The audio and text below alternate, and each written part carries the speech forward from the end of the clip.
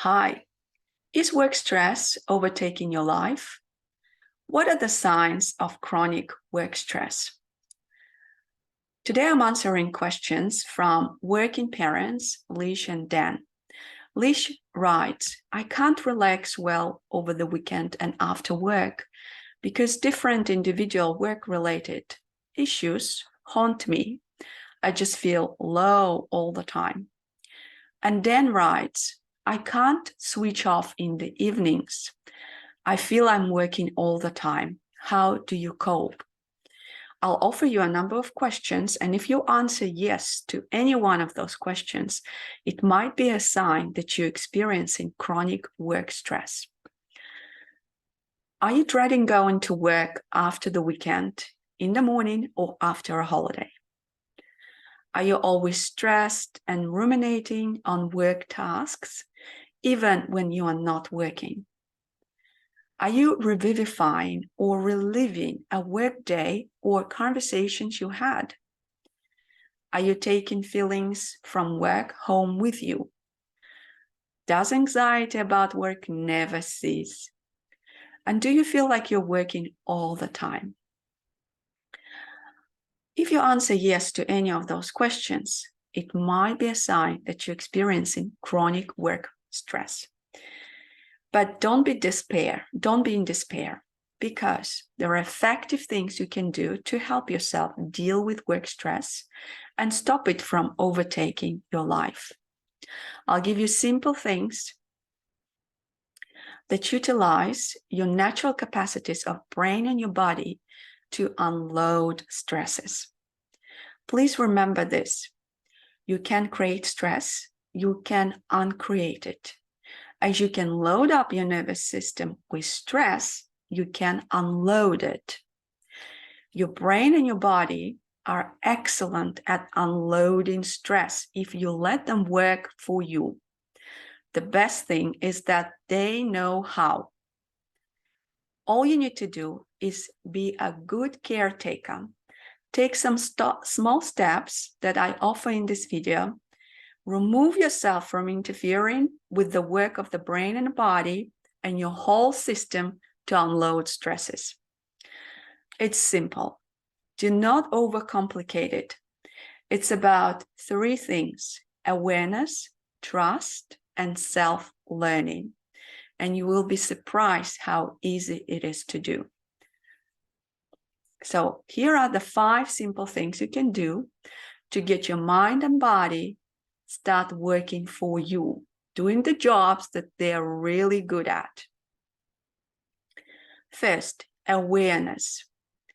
Become aware of how stress affects you by tracking your emotional and physical reactions. What exactly is happening to you as a result of work stress? Are you feeling irritability, anger, tiredness, loss of appetite, lapses in memory or concentration?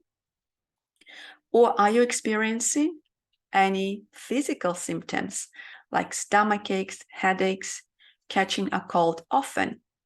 Some people experience pins and needles on their body or some kind of nervous pain. Some people experience joint pains. And look at how what you're experiencing, any symptoms, are connected to work stress. And if the symptoms subside when you are not working, write down the effects of work stress in a list. Now, this is not to make you miserable. This is actually a very good exercise for your brain. Awareness allows your brain and your body to concentrate on something and potentially start resolving those stresses. Because in your mind, you're linking them to the work environment.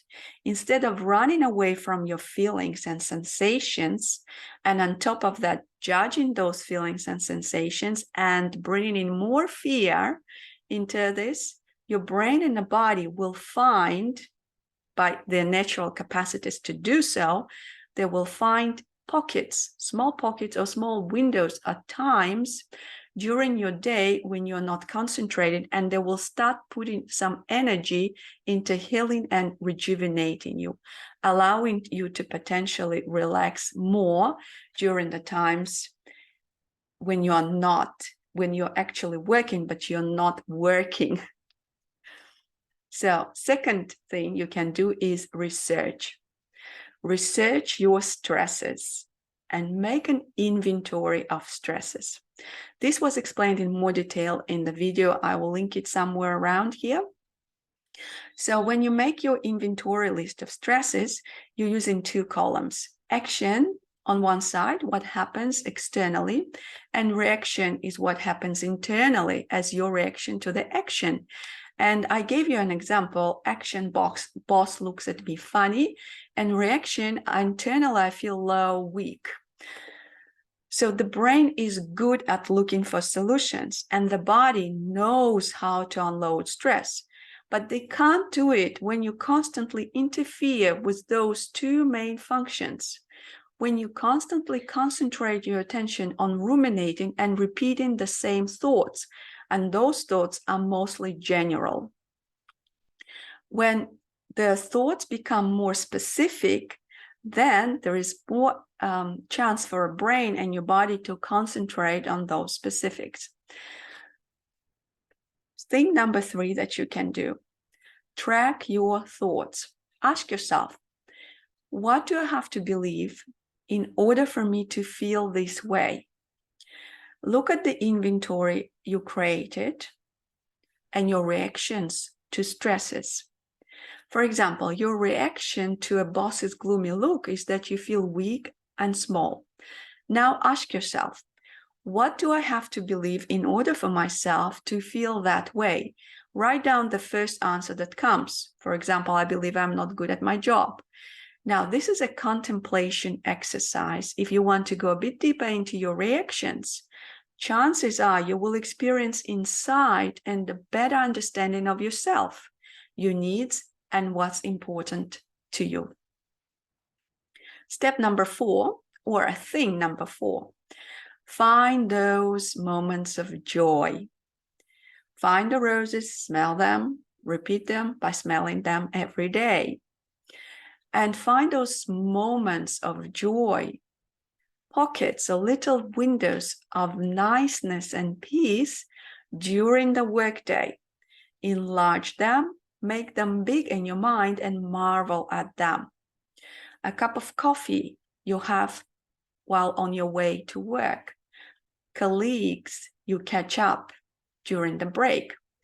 Now, this is potentially a very hard exercise because your brain will fight you on it. Don't give up, as this exercise can be hard for one reason. Our brain likes to overgeneralize by its nature, and it's negatively biased through evolution. It's how it helps us survive. So your brain will fight you on this. It doesn't like positive thoughts. It doesn't like to look for roses. And most of the thoughts that brain creates are negative. So, and if you reinforced the negativity that's so natural for the brain by repeating the same negative things about your work, it's not going to look for roses, especially in that context.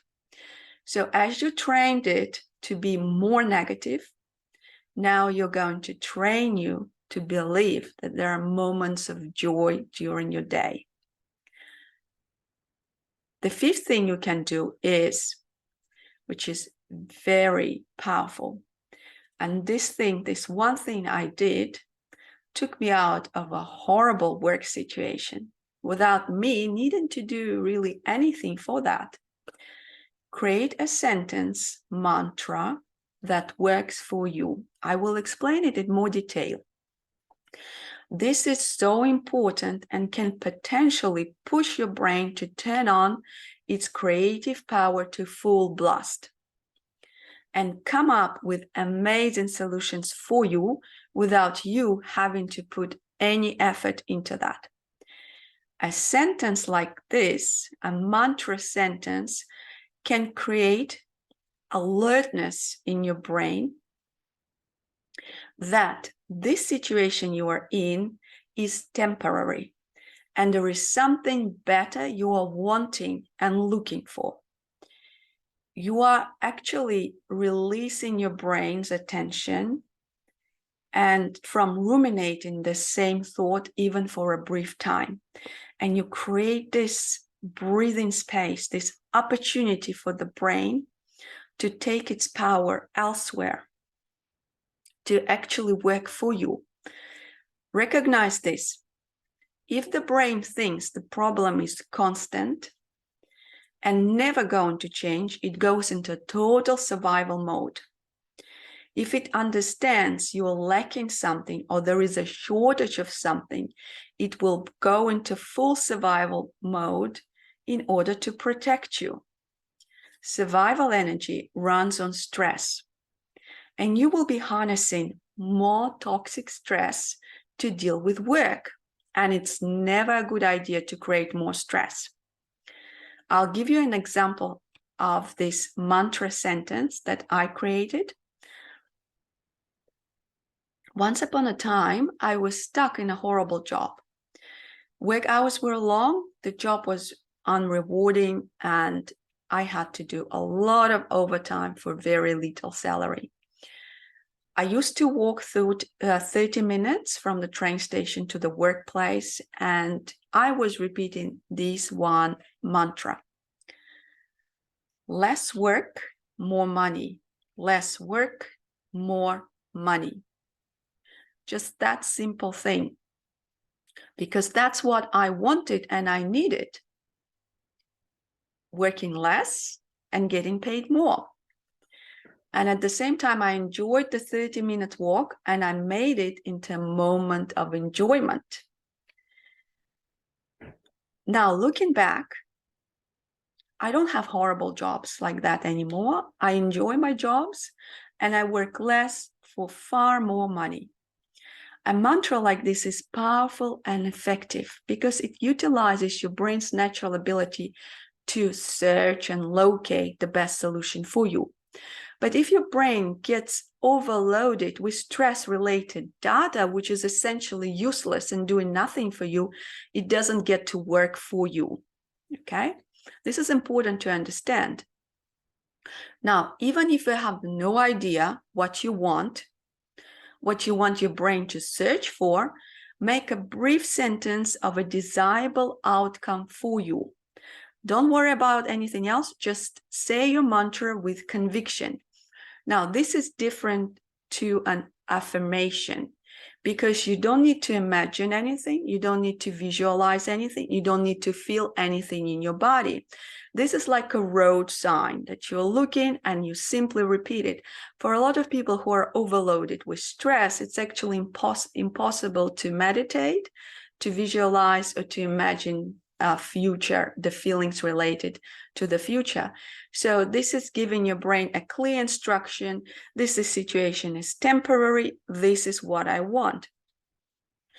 The idea behind all these solutions, and I've given you 5, you can choose which one to use. And if you find yourself using the combination of 5, that will create very powerful results for you. Just creating this mantra will start getting your brain's natural capacities work for you. So the idea behind all these solutions is to give yourself a choice to either create an open system or keep dumping your energy and resources into maintaining a closed system that runs on toxic stress, that keeps you in the same place in your life. An open system is more relaxed and open to new ideas. You are a system. Don't you agree? An open system is able to retract the attention that was stuck in places that run stress, get the energy out from the places it got stuck, and repurpose it for better life. And the more you do it, the better you get. I hope this video is useful. Please let me know. and let me know if you have any more questions. I'm here to talk to you about utilizing your natural capacities, faculties as a human being, which is your body, your soul, and your mind, to help you better your life at work and at home. And I want to hear from you. What one solution to unload stress you can start using today? How does stress affect you? And please share your mantra. I am sure your mantra will inspire other people. Thank you, and I'll see you next time.